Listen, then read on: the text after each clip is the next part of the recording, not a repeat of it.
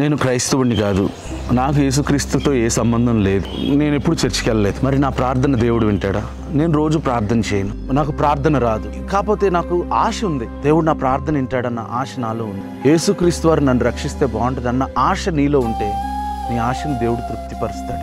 రోమీలకు రాసిన పత్రిక 10వ అధ్యాయం 12వ వచనం, యూదుడని గ్రీసు దేశస్థుడని భేదం లేదు, ఒక్క ప్రభువే అందరికీ ప్రభు అయ్యుండి తనకు ప్రార్థన చేయ వారందరి ఎడల కృప చూపుటకు ఐశ్వర్యవంతుడై ఉన్నాడు. నువ్వు ఎవరైనా సరే, నీకు ప్రార్థన చేయడం రాకపోయినా పర్లేదు, నువ్వు యూదుడు కాదు, క్రైస్తవుడు కాదు, అసలు నీకు సంబంధం లేదు, అయినా కూడా యేసుక్రీస్తు వారు నాకు ప్రభు, ఆయన నన్ను నడిపించాలి, ఆయన నన్ను రక్షించాలి, ఆయన నామం పేరిట నువ్వు అడగగలిగితే, ఆయన ఎదుట తగ్గించుకుని నన్ను దయచేసి రక్షించు, దయచేసి నన్ను స్వస్థపరచు, దయచేసి నన్ను విడిపించు అని నువ్వు ఆశ కలిగి అడిగితే దేవుడు నిన్ను విడిపిస్తాడు, ఖచ్చితంగా విడిపిస్తాడు. యేసుక్రీస్తు వారి దగ్గరికి వచ్చి అడిగిన ఎవరిని కూడా ఆయన నిరుత్సాహపరచు. ఆయన్ని అనుమానించిన వారిని మాత్రమే దేవుని కార్యాలు చూడలేకపోయారు. ఈరోజు నువ్వు అనుమానించకుండా అయ్యా నన్ను రక్షించు అని ఆయన నామం పేరిట నువ్వు ఏది అడిగినా సరే ఆయన నిన్ను విడిపించుటకు సమర్థుడు.